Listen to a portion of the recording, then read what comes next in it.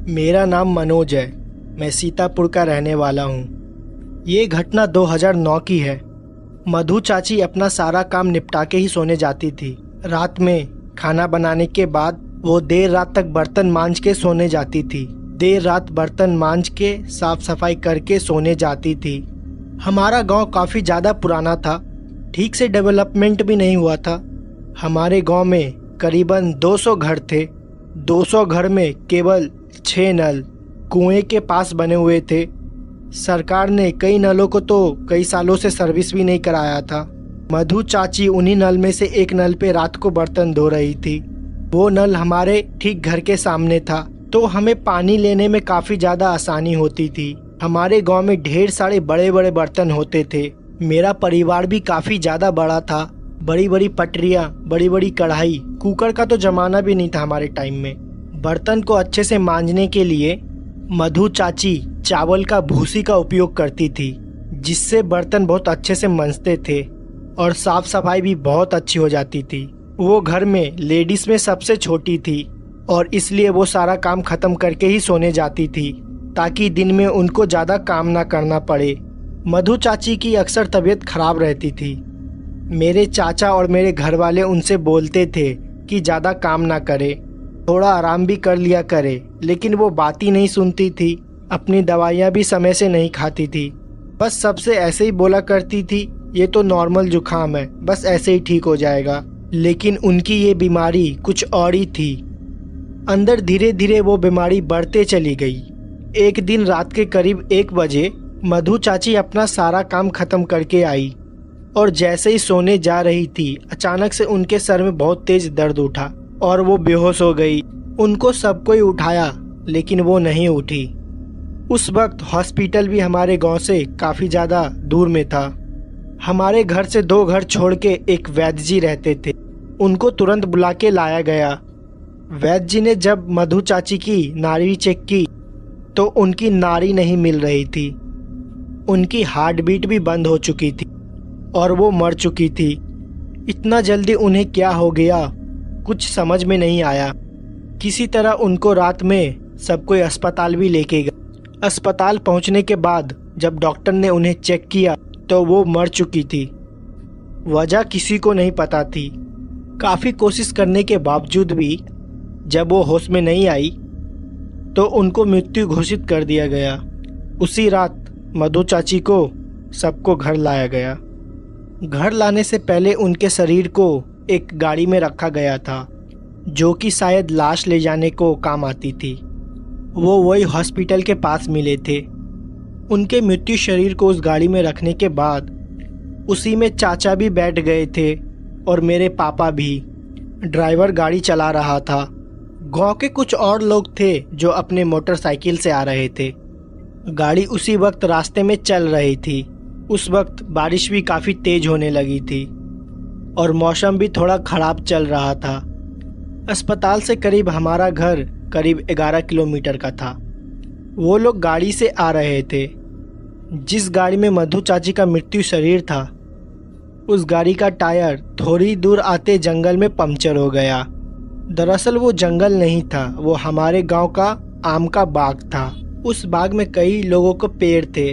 कई लोग वहीं पे जाया करते थे जब उन्हें फल या किसी अन्य चीज़ की ज़रूरत पड़ती थी। उस गाड़ी का टायर वही बाग के साइड में पंक्चर हुआ था।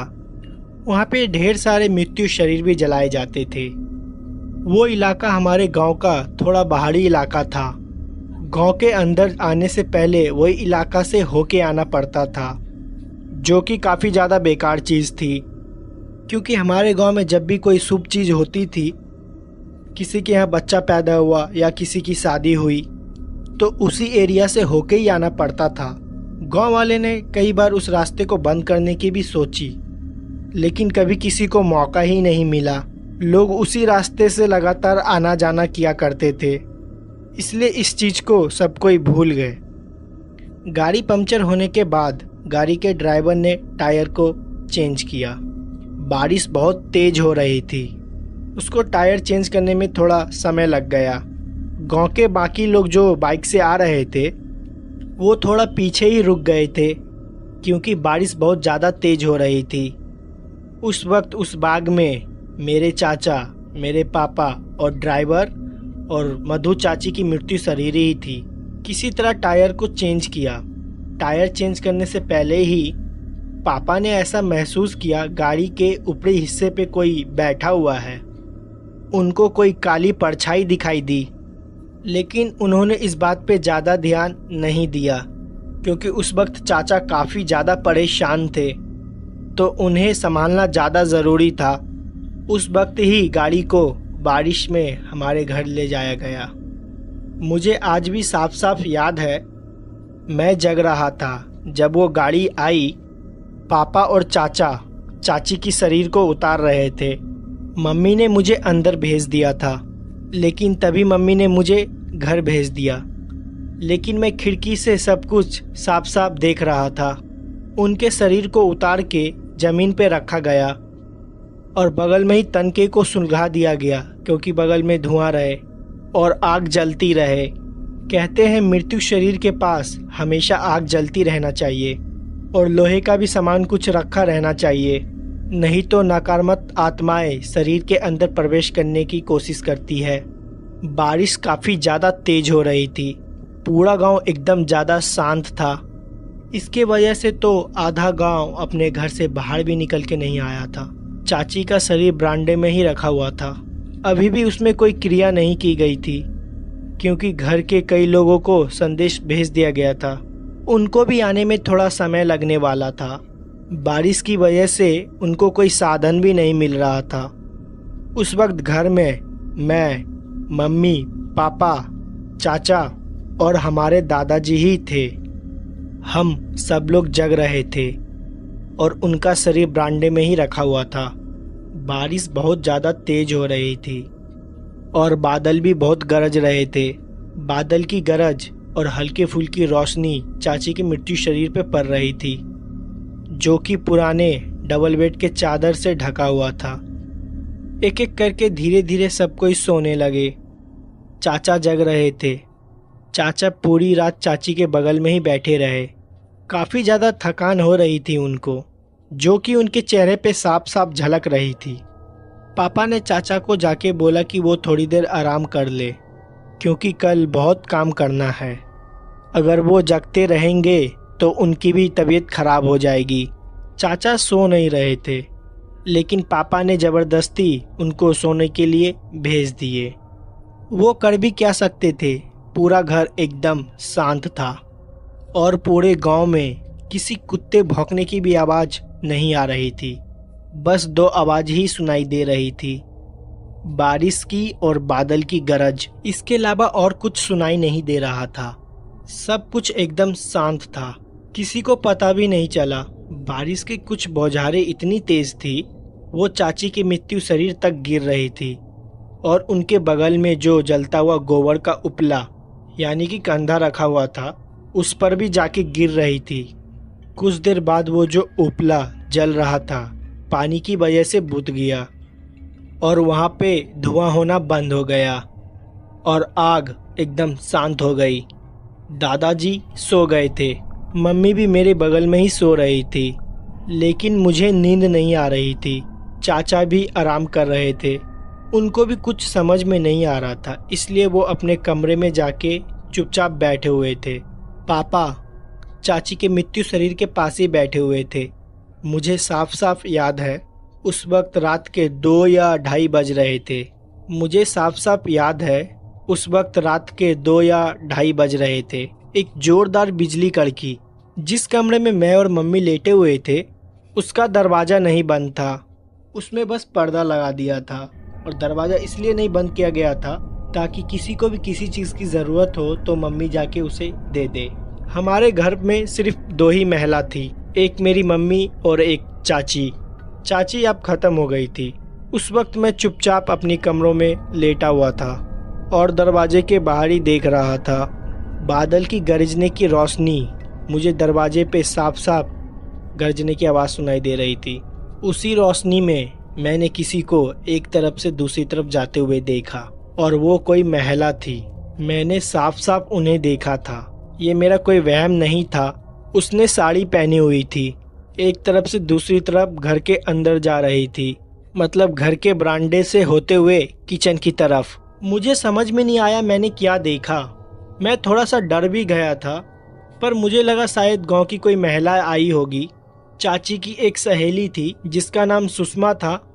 वो अक्सर चाची से मिलने आया करती थी। सुषमा को अभी तक चाची की मौत के बारे में पता नहीं चला था, तो वो शायद मिलने आई होगी। मैं तुरंत अपनी बिस्तर से नीचे उतरा और मैंने सोचा मैं जाके सुषमा चाची को सब कुछ बता दूं, लेकिन वो गायब हो गई। ऐसा लगा हो कि वो एकदम हवा हो गई हो। मैं कमरे से बाहर निकल के किचन की तरफ जाके देखने लगा। मुझे कुछ भी दिखाई नहीं दिया। मैं फिर दोबारा घर के बाहर के तरफ गया और मैं एक चीज़ देख के एकदम हैरान हो गया। मेरी चाची का मृत्यु शरीर वहाँ पे नहीं था और जिस चादर से उन्हें ढक रखा था वो नीचे की तरफ पड़ा हुआ था। जिस तसले में गोबर के उपले जल रहे थे उसमें पानी भरा हुआ था और मेरे पिताजी वहीं पे बगल में कुर्सी पे बैठे हुए सो गए थे। दादाजी अपने कमरे में सो रहे थे और मम्मी भी अपने कमरे में सो रही थी और चाचा जी ने अपने कमरे के दरवाजे को अंदर से बंद किया हुआ था। उस वक्त पूरे घर में मैं ही जग रहा था। हमारे घर में छत की ओर जाने के लिए एक सीढ़ियाँ हैं। वो सीढ़ियाँ चारों तरफ मोटी मोटी दीवारों से घिरी हुई है। उसमें ज़्यादा रोशनी भी नहीं जाती है, लाइट भी नहीं थी, अंधेरा भी काफ़ी ज़्यादा था। छत पे जाने के लिए जब मैं उन सीढ़ियों से गुजरता हूँ तो ऐसा लगता है कि कोई अंधेरे कमरे से गुजर रहा हूँ। मुझे छत के ऊपर से छत की दरवाज़ा खुलने की आवाज़ आई। हमारे यहाँ का किचन का एरिया जहाँ पे सब कोई ज़मीन पे बैठ के खाते हैं, उसके ऊपर कोई भी छत नहीं है। वहाँ से डायरेक्ट आसमान से पानी चबूतरे पे ही गिरता है। मैं अपने आप को उन पानी को बूंदों से बचाते हुए सीढ़ियों की तरफ गया। मैंने सोचा कि मैं सीढ़ियों की तरफ जाऊं। जैसे ही 2 सीढ़ियाँ चढ़ के अंधेरे के तरफ घूमा, मुझे ऐसा महसूस हुआ कि उन सीढ़ियों पे कोई बैठा हुआ है। मुझे अंधेरे में साफ साफ दिखाई दे रहा था कि कोई अंधेरे में है। सीढ़ियों के ऊपर का दरवाज़ा खुला हुआ था। उनसे मुझे चमकती हुई परछाई से मुझे साफ साफ दिखाई दे रहा था वो कोई औरत थी। मैं समझ गया था वो कोई और नहीं, चाची ही है, क्योंकि उनका शरीर वहाँ पे नहीं था। मैं बहुत ज़्यादा डर गया था। मैं उन्हें देखते ही ज़ोर ज़ोर से चिल्लाने लगा। वो बहुत ज़्यादा अजीब लग रही थी। मेरी ही आंखों के सामने सीढ़ियों पे बैठ के मुझे घूर रही थी और पीछे चमकती हुई बिजली मुझे आज तक याद है। उनको देखते ही मैं ज़ोर ज़ोर से चिल्लाने लगा और सीढ़ियों से नीचे उतर आया। मैं किचन के सामने उसी चबूतरों से भागते हुए जा रहा था जहाँ पर पूरा पानी चबूतरे के ऊपर पड़ा हुआ था। मैं वहाँ पे फिसल गया और जाके सीधा चाचा के कमरे से लड़ा। मेरी चिल्लाने की आवाज़ सुनकर पापा सीधा उठ गए और मम्मी भी उठ गई। चाचा भी अपने कमरे से तुरंत बाहर आए। उन्होंने देखा मैं ज़मीन पे गिरा हुआ हूँ। पापा का जैसे ही आँख खुला, पापा ने देखा चाची का शरीर वहाँ पे नहीं है। वो सब लोग भागते हुए मेरे पास आए तो मैंने उन्हें बताया कि चाची ऊपर सीढ़ियों के पास बैठी हुई है। मैं जैसे ही सबको ये बात बताई, सब एकदम हैरान हो गए। पापा और चाचा तुरंत सीढ़ियों की तरफ भागते हुए गए। उन्हें वहाँ पे कोई भी नहीं दिखा, लेकिन सीढ़ियों के ऊपर का दरवाज़ा एकदम खुला हुआ था। दोनों लोग छत पे गए और वो देख के हैरान हो गए। चाची का शरीर छत के बीच में ही पड़ा हुआ था, बारिश में भीग रहा था और उनके पूरे कपड़े खुले हुए थे। ऐसा लग रहा था कोई उनके शरीर में घुस के ये सब हरकत कर रहा है। बाल पूरे बिखरे हुए थे, मुंह खुला हुआ था और आंखें एकदम पत्थर की हो गई थी और पलट गई थी। उस दृश्य को देख के पापा और चाचा बहुत ज़्यादा डर गए थे। उनकी हिम्मत नहीं हो रही थी कि वो लोग शरीर के पास जाए, लेकिन किसी तरह ऊपर का नाम लेते हुए वो लोग चाची के शरीर के पास गए। उन्होंने चाची का शरीर को हिलाने की कोशिश की। चाचा को लग रहा था शायद वो अभी भी जिंदा है और उठकर खड़ी हो जाएगी, लेकिन ऐसा कुछ भी नहीं हुआ। फिर चाचा और पापा उनके शरीर को उठाकर उसी जगह पर लेके आए और दोबारा आग जलाई। फिर वहीं पे सब लोग बैठे हुए थे। मम्मी ने मुझे दोबारा कमरे के अंदर भेज दिया, लेकिन मैं कमरे के अंदर नहीं रुक रहा था, इसलिए मैं दादाजी के पास जाकर सो गया। कुछ देर बाद बारिश भी बंद हो गई और सुबह के 4 बज गए थे। गांव में सब कोई जल्दी उठ जाते हैं और धीरे धीरे पूरे गांव को पता चल गया कि चाची अब नहीं रही है।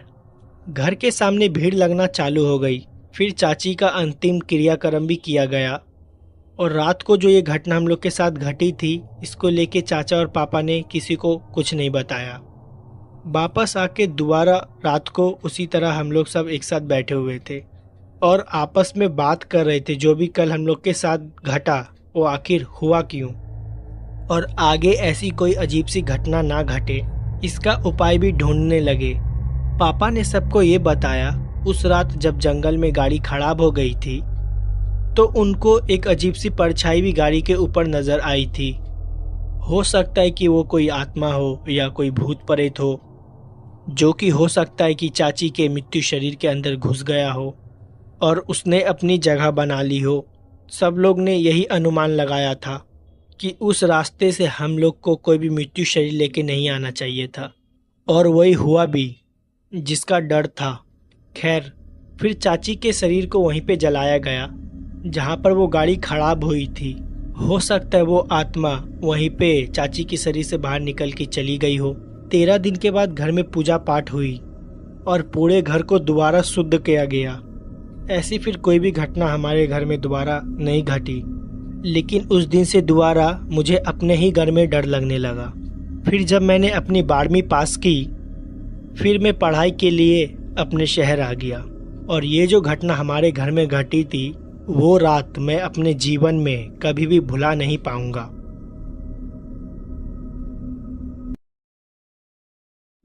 ये घटना ऑफिसर मॉरिन के साथ घटी है अमेरिकन नेशनल पार्क में। तो अब आगे की घटना मैं आपको ऑफिसर मॉरिन की पॉइंट ऑफ व्यू से बताऊंगा। हमें उस बच्चे को ढूंढते हुए लगभग 3 दिन से ज़्यादा हो गए थे। हमारी टीम में ज़्यादा लोग नहीं थे। हम जंगल के जिस हिस्से में उसको ढूंढ रहे थे उस हिस्से में पहले कोई भी नहीं गया है। हमें कुछ उम्मीद भी नहीं थी कि हमें उसके यहाँ पे होने की कुछ निशान भी मिलेगी। जहाँ से वो गायब हुआ था वहाँ से वो जंगल का एरिया करीबन 15 किलोमीटर दूर है, और वो यहाँ पे क्या करने आया इसके बारे में हम लोग कुछ भी अनुमान नहीं लगा पा रहे थे। जो लड़का गायब हुआ था उसका नाम रॉन था। अपने दोस्तों के साथ कैंपिंग के लिए आया था। उसके दोस्तों ने बताया वो लोग कैंप फायर के पास बैठे हुए थे। तभी रॉन को अचानक से किसी की चिल्लाने की आवाज़ आई। हालांकि वो आवाज़ किसी को भी सुनाई नहीं दी थी सिवाय रॉन के। वो आवाज़ जिधर से आई थी उसी तरह बहुत अजीब तरीक़ा से देखने लगा। उसके दोस्त जब शांत हुए और उन्होंने रॉन से जब पूछा कि तुम किधर देख रहे हो, तो उन्हें बिना कुछ जवाब दिए जंगल के उस हिस्से में भाग गया, और वो बोल रहा था कि वो मुझे बुला रही है और वो चिल्ला रही है। उसके दोस्तों ने उससे पूछा कि तुमको कौन बुला रही है। वो उसका जवाब बिना दिए ही बहुत ही तेज़ी से भाग गया। उसको रोकने की उन्होंने बहुत कोशिश की, तब तक रॉन गायब हो चुका था। पलक झपकते ही अचानक से वो कहाँ गायब हो गया था किसी को कुछ समझ में नहीं आ रहा था। रॉन के दोस्तों ने भी अपनी टॉर्च लेके उस डायरेक्शन में ढूंढने की बहुत कोशिश की, लेकिन ऐसा हुआ जैसा कि रॉन हवा हो गया हो। काफ़ी देर तक रॉन को ढूंढने के बाद जब वो नहीं मिला, उसके दोस्तों ने फॉरेस्ट ऑफिसर को इन्फॉर्मेशन दी। तभी हमारी सर्च करने वाली टीम वहाँ पे पहुँची। हमने दिए गए सारे डिटेल्स को कलेक्ट किया और लगातार उसी डायरेक्शन में बढ़ते रहे जहाँ पर आखिरी बार उसके दोस्तों ने उसको जाते हुए देखा था। रॉन की उम्र करीब 27 साल की थी और वो गोरा था और उसकी हाइट करीबन 6 फीट की थी। और ये बात बहुत ही ताजुब की थी कि मेरी हाइट भी उसी की तरह थी। हाँ, बस वो मेरे से कुछ साल छोटा था, लेकिन फिर भी मेरी और उसकी डिटेल्स मिल रही थी। शुरुआत में जब हम लोग ने 2 दिन उसको ढूंढा तो वो नहीं मिला। फिर हमने स्टेफर्ड डॉग्स मंगाए और वो लगातार उसी डायरेक्शन में भागे जा रहे थे जिस तरफ रॉन भागते हुए गया था। करीबन 10 किलोमीटर बाद जंगल के उस एरिया में पहुंच गए जहां पे हमें जाना मना था। दरअसल हम वहां पे कभी नहीं गए थे क्योंकि वो जंगल का काफ़ी घना एरिया था जिसको अभी कई फॉरेस्ट ऑफिसर ने एक्सप्लोर नहीं किया था। ये घटना 1990 की है। उस वक्त तो उतने डीप में कोई जाता भी नहीं था। उतना सर्च करने के बाद हमें रॉन की जूते मिले जो कि उसके दोस्तों ने वेरीफाई किया वो रॉन की जूते हैं। वो इतनी दूर क्या करने आया था हमें कुछ भी समझ में नहीं आ रहा था। हमें वहाँ पे रॉन की पैर के निशान भी मिले। एक पैर में उसने जूता पहना हुआ था और दूसरे पैर में कुछ नहीं। कुछ दूर हमने पैर के निशान का पीछा किया और वो पैर का निशान एक छोटा सा दलदल के पास आके ख़त्म हो गया। फिर उस दलदल के बाद हमें एक मोटे पैर के निशान मिले जो कि रॉन के तो बिल्कुल भी नहीं थे। वो निशानों को देख के इतना तो पता चल गया था हो ना हो रॉन यहीं कहीं है, क्योंकि हर कुछ मीटर बाद हमें रॉन के कपड़े या कुछ ऐसी चीज़ मिल रही थी कि हमें ये पता चले कि वो रॉन की ही चीज़ है। जिस वक्त हम जंगल के एरिया में खड़े थे उस टाइम हमारी टीम में कुल 4 लोग थे और हम लोग के पास एक स्निफर डॉग भी था और हमारे पास हमारी एक गन थी और एक टॉर्च। हमने प्लान बनाया कि हम चारों लोग अलग अलग डायरेक्शन में जाएंगे क्योंकि जहाँ पर रॉन के फुटप्रिंट्स ख़त्म हो गए थे कि वहाँ से हमें कुछ भी पता नहीं था कि हम लोग किधर जाएं। उसको ढूंढते हुए काफ़ी ज़्यादा दिन हो गए थे।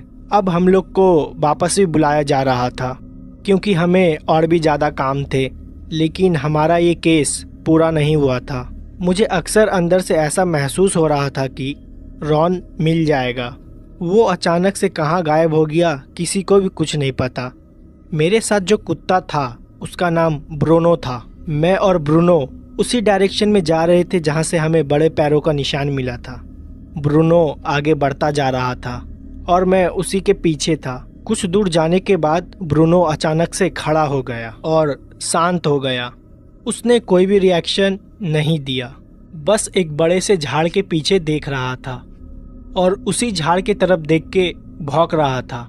मैं उसे आगे जाने के लिए बोल रहा था पर वो वहाँ से आगे जा ही नहीं रहा था। फिर मैंने खुद झाड़ के पीछे जाके देखा तो वहाँ पे एक आदमी बैठा हुआ था। वो देखने में बहुत ही ज़्यादा अजीब लग रहा था। वो अपने कमर के ऊपर कुछ भी नहीं पहना हुआ था और वो खाली काले रंग की पैंट पहनी हुई थी। उसकी पीठ पूरी काली थी। ऐसा लग रहा था कि उसके पूरे पीठ में किसी ने काली मट्टी लगा दी हो। वो मट्टी में कुछ खोज रहा था और बहुत ही ज़्यादा डरा हुआ था। उसके तेज तेज सांस लेने की आवाज़ भी मुझे सुनाई दे रही थी। मैंने उसको बुलाने की कोशिश की। मैंने उसको जैसे ही बुलाया वो मट्टी में खोदना बंद कर दिया और आगे की तरफ देखने लगा। वो अपने शरीर में हल्का सा भी मूवमेंट नहीं किया था। उससे मैं करीबन 5 मीटर की दूरी पे खड़ा था। उसने कोई भी हरकत नहीं की। वो बहुत ज़्यादा डरा हुआ था। मैंने अपनी पिस्तौल बाहर निकाल ली क्योंकि मुझको ऐसा लग रहा था कि वो मुझ पे हमला करेगा। मैंने उसको अपनी तरफ घूमने के लिए बोला लेकिन वो नहीं घूमा और उठ के जंगल के अंदर भागने लगा। वो उस तरफ जा रहा था जहाँ पे कोई भी नहीं जाता है। जंगल के उस एरिया में तो बहुत अंधेरा होता है। सूरज की रोशनी भी वहाँ पे ढंग से नहीं पहुँच पाती है। मैं उसे बार बार रोकने की चेतावनी दे रहा था लेकिन उसने मेरी बात नहीं सुनी। जब मैं आगे की तरफ भागा तो मेरे साथ मेरा कुत्ता भी भागा और हम दोनों उसे पकड़ने की कोशिश कर रहे थे। आखिर वो जंगल में क्या कर रहा था हमें कुछ भी नहीं पता था। थोड़ी देर बाद मैंने सोचा मैं उसे गोली मार के रोकने की कोशिश करूं क्योंकि अब मुझे वो बहुत ज़्यादा खतरनाक लग रहा था। मैं उसे गोली नहीं मार सकता था। मेरे दिमाग में शायद ये चल रहा था कि उसे मेरी मदद की ज़रूरत हो और शायद मुझसे वो बहुत ज़्यादा डर गया हो। मैंने हवा में एक फायर किया और मेरी गोली चलाते ही वो उसी वक्त रुक गया। मैंने उसे पीछे घूमने के लिए बोला और वो तुरंत घूमा और उसको देख के मेरी हाथ से मेरी बंदूक छूट गई।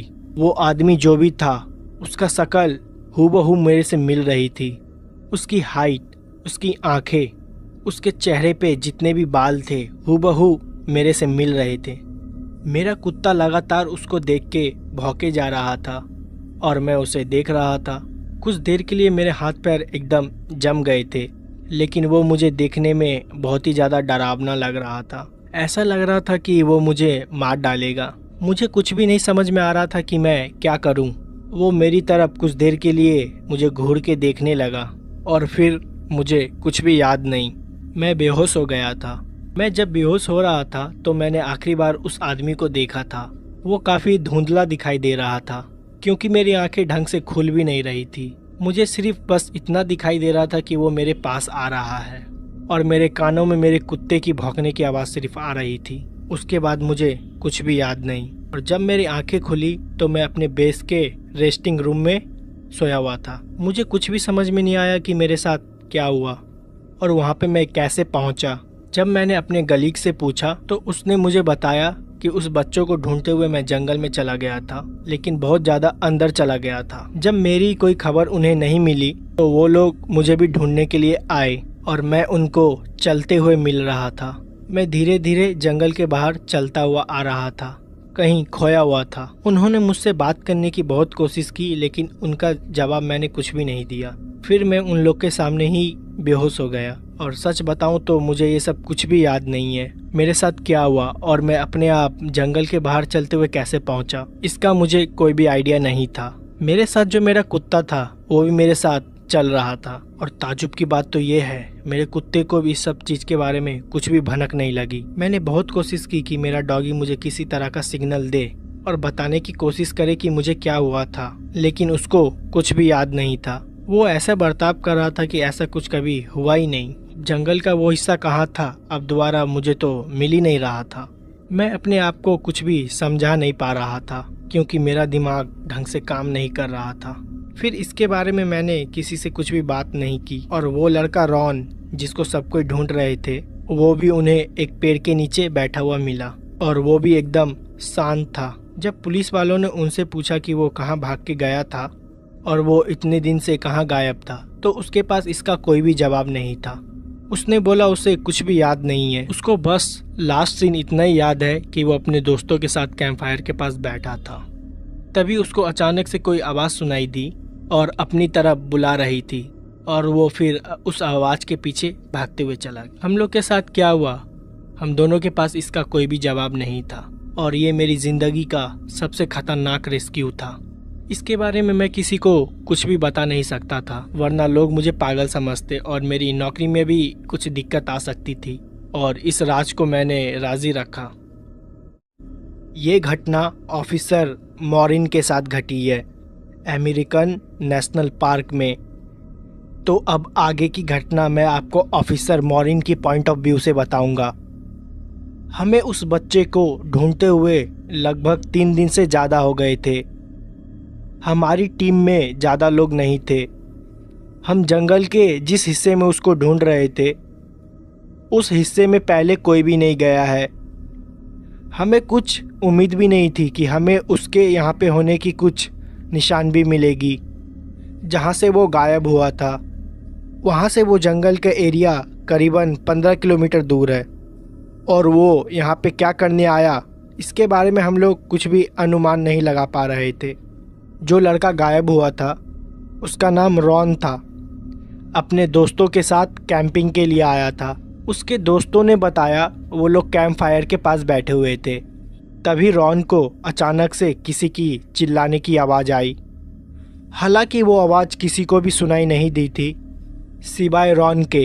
वो आवाज़ जिधर से आई थी उसी तरफ बहुत अजीब तरीक़ा से देखने लगा। उसके दोस्त जब शांत हुए और उन्होंने रॉन से जब पूछा कि तुम किधर देख रहे हो तो उन्हें बिना कुछ जवाब दिए जंगल के उस हिस्से में भाग गया और वो बोल रहा था कि वो मुझे बुला रही है और वो चिल्ला रही है। उसके दोस्तों ने उससे पूछा कि तुमको कौन बुला रही है। वो उसका जवाब बिना दिए ही बहुत ही तेज़ी से भाग गया। उसको रोकने की उन्होंने बहुत कोशिश की। तब तक रॉन गायब हो चुका था। पलक झपकते ही अचानक से वो कहाँ गायब हो गया था किसी को कुछ समझ में नहीं आ रहा था। रॉन के दोस्तों ने भी अपनी टॉर्च लेके उस डायरेक्शन में ढूंढने की बहुत कोशिश की, लेकिन ऐसा हुआ जैसा कि रॉन हवा हो गया हो। काफ़ी देर तक रॉन को ढूंढने के बाद जब वो नहीं मिला उसके दोस्तों ने फॉरेस्ट ऑफिसर को इन्फॉर्मेशन दी। तभी हमारी सर्च करने वाली टीम वहाँ पे पहुँची। हमने दिए गए सारी डिटेल्स को कलेक्ट किया और लगातार उसी डायरेक्शन में बढ़ते रहे जहाँ पर आखिरी बार उसके दोस्तों ने उसको जाते हुए देखा था। रॉन की उम्र करीब 27 साल की थी और वो गोरा था और उसकी हाइट करीबन 6 फीट की थी। और ये बात बहुत ही ताजुब की थी कि मेरी हाइट भी उसी की तरह थी। हाँ, बस वो मेरे से कुछ साल छोटा था, लेकिन फिर भी मेरी और उसकी डिटेल्स मिल रही थी। शुरुआत में जब हम लोग ने 2 दिन उसको ढूंढा तो वो नहीं मिला। फिर हमने स्टेफर्ड डॉग्स मंगाए और वो लगातार उसी डायरेक्शन में भागे जा रहे थे जिस तरफ रॉन भागते हुए गया था। करीबन 10 किलोमीटर बाद जंगल के उस एरिया में पहुंच गए जहां पे हमें जाना मना था। दरअसल हम वहां पे कभी नहीं गए थे क्योंकि वो जंगल का काफ़ी घना एरिया था जिसको अभी कई फॉरेस्ट ऑफिसर ने एक्सप्लोर नहीं किया था। ये घटना 1990 की है। उस वक्त तो उतने डीप में कोई जाता भी नहीं था। उतना सर्च करने के बाद हमें रॉन की जूते मिले जो कि उसके दोस्तों ने वेरीफाई किया वो रॉन की जूते हैं। वो इतनी दूर क्या करने आया था हमें कुछ भी समझ में नहीं आ रहा था। हमें वहाँ पे रॉन की पैर के निशान भी मिले। एक पैर में उसने जूता पहना हुआ था और दूसरे पैर में कुछ नहीं। कुछ दूर हमने पैर के निशान का पीछा किया और वो पैर का निशान एक छोटा सा दलदल के पास आके ख़त्म हो गया। फिर उस दलदल के बाद हमें एक मोटे पैर के निशान मिले जो कि रॉन के तो बिल्कुल भी नहीं थे। वो निशानों को देख के इतना तो पता चल गया था हो ना हो रॉन यहीं कहीं है, क्योंकि हर कुछ मीटर बाद हमें रॉन के कपड़े या कुछ ऐसी चीज़ मिल रही थी कि हमें ये पता चले कि वो रॉन की ही चीज़ है। जिस वक्त हम जंगल के एरिया में खड़े थे उस टाइम हमारी टीम में कुल 4 लोग थे और हम लोग के पास एक स्निफर डॉग भी था और हमारे पास हमारी एक गन थी और एक टॉर्च। हमने प्लान बनाया कि हम चारों लोग अलग अलग डायरेक्शन में जाएंगे क्योंकि जहाँ पर रॉन के फुटप्रिंट्स ख़त्म हो गए थे कि वहाँ से हमें कुछ भी पता नहीं था कि हम लोग किधर जाएं। उसको ढूंढते हुए काफ़ी ज़्यादा दिन हो गए थे। अब हम लोग को वापस भी बुलाया जा रहा था क्योंकि हमें और भी ज़्यादा काम थे, लेकिन हमारा ये केस पूरा नहीं हुआ था। मुझे अक्सर अंदर से ऐसा महसूस हो रहा था कि रॉन मिल जाएगा। वो अचानक से कहाँ गायब हो गया किसी को भी कुछ नहीं पता। मेरे साथ जो कुत्ता था उसका नाम ब्रूनो था। मैं और ब्रूनो उसी डायरेक्शन में जा रहे थे जहाँ से हमें बड़े पैरों का निशान मिला था। ब्रूनो आगे बढ़ता जा रहा था और मैं उसी के पीछे था। कुछ दूर जाने के बाद ब्रूनो अचानक से खड़ा हो गया और शांत हो गया। उसने कोई भी रिएक्शन नहीं दिया, बस एक बड़े से झाड़ के पीछे देख रहा था और उसी झाड़ की तरफ देख के भौंक रहा था। मैं उसे आगे जाने के लिए बोल रहा था पर वो वहाँ से आगे जा ही नहीं रहा था। फिर मैंने खुद झाड़ के पीछे जाके देखा तो वहाँ पे एक आदमी बैठा हुआ था। वो देखने में बहुत ही ज़्यादा अजीब लग रहा था। वो अपने कमर के ऊपर कुछ भी नहीं पहना हुआ था और वो खाली काले रंग की पैंट पहनी हुई थी। उसकी पीठ पूरी काली थी। ऐसा लग रहा था कि उसके पूरे पीठ में किसी ने काली मट्टी लगा दी हो। वो मट्टी में कुछ खोज रहा था और बहुत ही ज़्यादा डरा हुआ था। उसके तेज तेज सांस लेने की आवाज़ भी मुझे सुनाई दे रही थी। मैंने उसको बुलाने की कोशिश की। मैंने उसको जैसे ही बुलाया वो मट्टी में खोदना बंद कर दिया और आगे की तरफ देखने लगा। वो अपने शरीर में हल्का सा भी मूवमेंट नहीं किया था। उससे मैं करीबन 5 मीटर की दूरी पे खड़ा था। उसने कोई भी हरकत नहीं की। वो बहुत ज़्यादा डरा हुआ था। मैंने अपनी पिस्तौल बाहर निकाल ली क्योंकि मुझको ऐसा लग रहा था कि वो मुझ पे हमला करेगा। मैंने उसको अपनी तरफ घूमने के लिए बोला लेकिन वो नहीं घूमा और उठ के जंगल के अंदर भागने लगा। वो उस तरफ जा रहा था जहाँ पे कोई भी नहीं जाता है। जंगल के उस एरिया में तो बहुत अंधेरा होता है, सूरज की रोशनी भी वहाँ पे ढंग से नहीं पहुँच पाती है। मैं उसे बार बार रोकने की चेतावनी दे रहा था लेकिन उसने मेरी बात नहीं सुनी। जब मैं आगे की तरफ भागा तो मेरे साथ मेरा कुत्ता भी भागा और हम दोनों उसे पकड़ने की कोशिश कर रहे थे। आखिर वो जंगल में क्या कर रहा था हमें कुछ भी नहीं पता था। थोड़ी देर बाद मैंने सोचा मैं उसे गोली मार के रोकने की कोशिश करूं, क्योंकि अब मुझे वो बहुत ज़्यादा खतरनाक लग रहा था। मैं उसे गोली नहीं मार सकता था। मेरे दिमाग में शायद ये चल रहा था कि उसे मेरी मदद की ज़रूरत हो और शायद मुझसे वो बहुत ज़्यादा डर गया हो। मैंने हवा में एक फायर किया और मेरी गोली चलाते ही वो उसी वक्त रुक गया। मैंने उसे पीछे घूमने के लिए बोला और वो तुरंत घूमा और उसको देख के मेरे हाथ से मेरी बंदूक छूट गई। वो आदमी जो भी था उसका शक्ल हूबहू मेरे से मिल रही थी।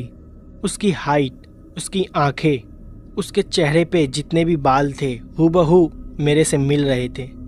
मेरा कुत्ता लगातार उसको देख के भौंके जा रहा था और मैं उसे देख रहा था।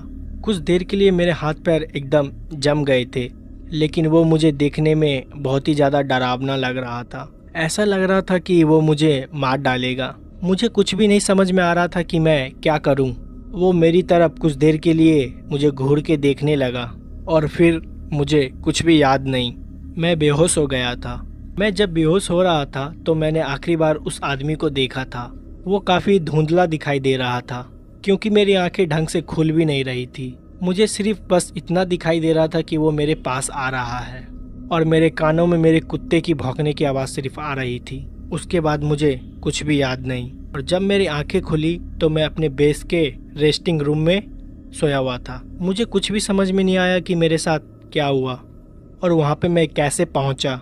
जब मैंने अपने गलीग से पूछा तो उसने मुझे बताया कि उस बच्चों को ढूंढते हुए मैं जंगल में चला गया था, लेकिन बहुत ज़्यादा अंदर चला गया था। जब मेरी कोई खबर उन्हें नहीं मिली तो वो लोग मुझे भी ढूंढने के लिए आए और मैं उनको चलते हुए मिल रहा था। मैं धीरे धीरे जंगल के बाहर चलता हुआ आ रहा था, कहीं खोया हुआ था। उन्होंने मुझसे बात करने की बहुत कोशिश की, लेकिन उनका जवाब मैंने कुछ भी नहीं दिया। फिर मैं उन लोग के सामने ही बेहोश हो गया और सच बताऊं तो मुझे ये सब कुछ भी याद नहीं है। मेरे साथ क्या हुआ और मैं अपने आप जंगल के बाहर चलते हुए कैसे पहुंचा, इसका मुझे कोई भी आइडिया नहीं था। मेरे साथ जो मेरा कुत्ता था वो भी मेरे साथ चल रहा था और ताजुब की बात तो ये है मेरे कुत्ते को भी इस सब चीज़ के बारे में कुछ भी भनक नहीं लगी। मैंने बहुत कोशिश की कि मेरा डॉगी मुझे किसी तरह का सिग्नल दे और बताने की कोशिश करे कि मुझे क्या हुआ था, लेकिन उसको कुछ भी याद नहीं था। वो ऐसा बर्ताव कर रहा था कि ऐसा कुछ कभी हुआ ही नहीं। जंगल का वो हिस्सा कहाँ था अब दोबारा मुझे तो मिल ही नहीं रहा था। मैं अपने आप को कुछ भी समझा नहीं पा रहा था क्योंकि मेरा दिमाग ढंग से काम नहीं कर रहा था। फिर इसके बारे में मैंने किसी से कुछ भी बात नहीं की और वो लड़का रॉन जिसको सब कोई ढूंढ रहे थे वो भी उन्हें एक पेड़ के नीचे बैठा हुआ मिला और वो भी एकदम शांत था। जब पुलिस वालों ने उनसे पूछा कि वो कहाँ भाग के गया था और वो इतने दिन से कहाँ गायब था तो उसके पास इसका कोई भी जवाब नहीं था। उसने बोला उसे कुछ भी याद नहीं है, उसको बस लास्ट सीन इतना ही याद है कि वो अपने दोस्तों के साथ कैंप फायर के पास बैठा था। तभी उसको अचानक से कोई आवाज़ सुनाई दी और अपनी तरफ बुला रही थी और वो फिर उस आवाज़ के पीछे भागते हुए चला गया। हम लोग के साथ क्या हुआ, हम दोनों के पास इसका कोई भी जवाब नहीं था और ये मेरी ज़िंदगी का सबसे खतरनाक रेस्क्यू था। इसके बारे में मैं किसी को कुछ भी बता नहीं सकता था, वरना लोग मुझे पागल समझते और मेरी नौकरी में भी कुछ दिक्कत आ सकती थी और इस राज को मैंने राजी रखा।